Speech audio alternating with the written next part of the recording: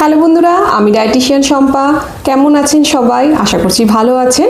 আর আজকে যে নতুন টপিকটা নিয়ে আলোচনা করব সেটা অনেকেরই মনের প্রশ্ন, যে আমি তো এত হেলদি ডায়েট ফলো করছি, হেলদি খাবার খাচ্ছি, কিন্তু তা সত্ত্বেও কেন আমার ওয়েটটা প্রপার কমছে না, কেন ওয়েটটা স্টাক করে যাচ্ছে। সেটা বলতে গেলে আগে বুঝতে হবে যে আপনি সারাদিনে কী ধরনের খাবার খাচ্ছেন, কতটা খাচ্ছেন সেটার উপর।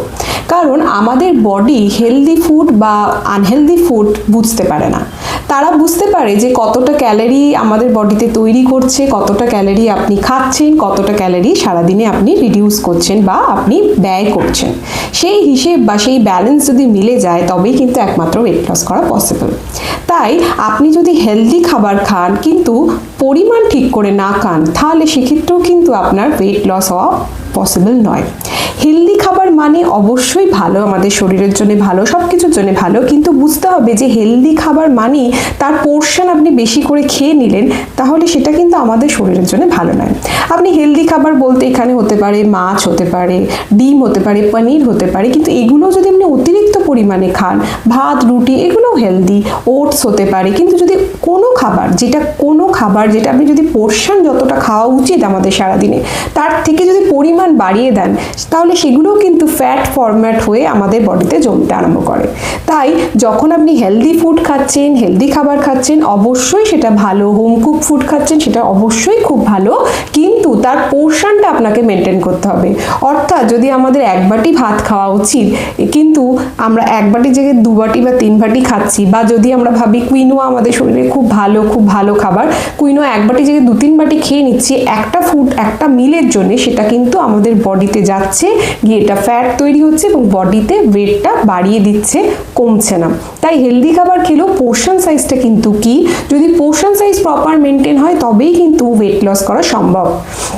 নেক্সট যেটা, যে আমাদের একটা জেনারেল ইন্ডিয়ান ডায়েটের টেন্ডেন্সি আছে, আমরা প্রোটিন খাবারটা বা প্রোটিন রিচ ফুড সেটা কিন্তু খুব একটা খাই না, খুব একটা ইনক্লুড করি না ডায়েটে। আমাদের খাবারের যে প্যাটার্ন জেনারেলি থাকে 2টো রুটি, একটু সবজি আর 1 বাটি ডাল। সেই ডালের পোর্শনও বাড়ে না, সবজির পোর্শনও বাড়ে না, কিন্তু রুটি বা ভাতের পোর্শনটা একই থেকে যায়। সুতরাং সেখানেও ব্যালেন্স হচ্ছে না। যখন আপনি ব্যালেন্স মিল না খাচ্ছেন, সেটা বাড়িতে তৈরি কুক ফুড হলেও যদি প্রোটিনের ঘাটতি থেকে যাচ্ছে, তাহলে অবশ্যই ওয়েট লস হওয়া সম্ভব না। তাই ওয়েট লসের জন্য আপনাকে ব্যালেন্স মিল ফলো করতে হবে। রুটি, ভাত, সবজি যাই খান, ডাল, প্রোটিন যা থাকছে সেটার ব্যালেন্সটা মেনটেন করতে হবে। সেটা 1:1:1 রেশিওতে হতে হবে, বা হাফ প্লেটের যে স্ট্রাকচার, অর্থাৎ হাফ প্লেট আপনি ভেজিটেবলস নিলেন, 1/4 নিলেন হচ্ছে প্রোটিন রিচ ফুড, আর 1/4 নিলেন আপনি কার্বোহাইড্রেট রিচ ফুড। সেইটার যে তিনটের যে ব্যালেন্স, সেই ফুডটা যদি খান তবে অবশ্যই ওয়েট লস হওয়া সম্ভব। আমরা আরও যেটা করি, যে অনেক সময় ভাবি যে হ্যাঁ, আমাকে তো হেলদি স্ন্যাক্স খেতে বলেছে, আমাকে পিনাট খেতে বলেছে, রোস্টেড চানা খেতে বলেছেন, সুতরাং আমি দেখেছি সোশ্যাল মিডিয়াতে যেগুলো খুব হেলদি, চিয়া সিডস, বিভিন্ন নাটস, আমন্ড, বাদাম, ওয়ালনাট, এগুলো খুব হেলদি। তো সেই হেলদি খাবারগুলো আপনি খুব বেশি পরিমাণে খেতে আরম্ভ করলেন। যেরকম খেজুর খেতে বলেছে, মিষ্টি যদি ইচ্ছে করে তাহলে অনেকেই বলছে খেজুর খেতে, তাহলে খেজুরটা আমি 8-10টা খেয়ে নিই সারাদিনে। তো আপনি যত এই হেলদি খাবার, তার মধ্যেও ক্যালোরি আছে, তার মধ্যেও প্রোটিন আছে, তার মধ্যেও ফ্যাট আছে, হেলদি খাবারও আপনি যদি প্রচুর পরিমাণে বাড়িয়ে দেন, তা হলেও কিন্তু ওয়েট লস হওয়া পসিবল না।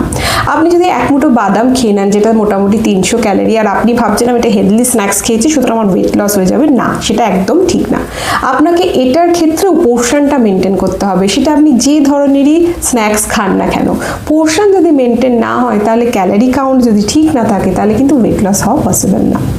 নেক্সট, আমরা অনেকেই ভুল করি, অনেক সময় কিছু হেলথ ড্রিঙ্কস বা হেলদি সুগারি ড্রিঙ্কস, এগুলো মানে যেগুলো হিডেন সুগার থাকে, সেগুলো না বুঝেই অনেক সময় খেয়ে নিই।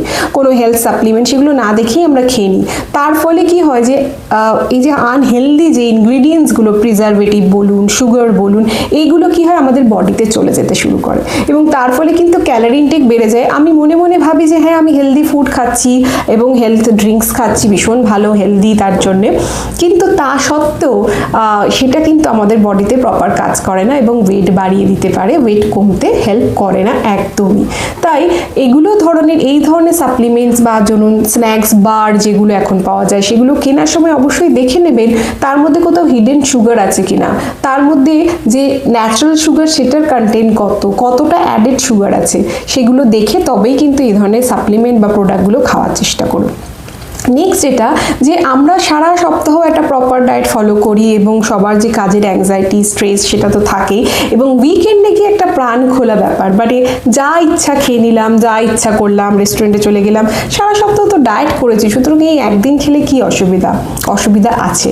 কারণ আপনি সারা সপ্তাহ যে কষ্ট করে ডায়েটটা ফলো করেছেন সেই ডায়েটটা কিন্তু একদিন বাইরে অতিরিক্ত পরিমাণে যদি খান সেটা কিন্তু নষ্ট হয়ে যেতে পারে। তাই চিট ডে অবশ্যই ফলো করুন, চিট ডে রাখা অবশ্যই দরকার, কিন্তু তার ক্ষেত্রেও পোর্শনটা মেনটেন করতে হবে। কী ধরনের ফুড আপনি খাচ্ছেন সেটাকে মনে রাখতে হবে।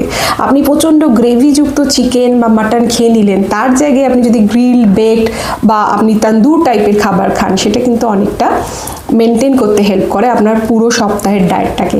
তার সাথে অবশ্যই ভেজিটেবলস রাখতে একদম ভুলবেন না, কার্বোহাইড্রেট রাখতে একদম ভুলবেন না। তাই আমরা অনেক সময় খেয়াল না করে এরকম হেলদি খাবার খেতে খেতে, হেলদি স্ন্যাক্স খেতে খেতে তার মধ্যেও কিন্তু আমরা বিভিন্ন রকমের জিনিস খেয়ে ফেলি যেটা আমাদের শরীরের জন্য খুব ক্ষতি করে দেয়। তাই যখন খাবার খাচ্ছেন, যখন ডায়েট ফলো করছেন, মাইন্ডফুল হয়ে খান যে কি খাচ্ছেন, কতটা খাচ্ছেন, পোর্শন মেনটেন করুন।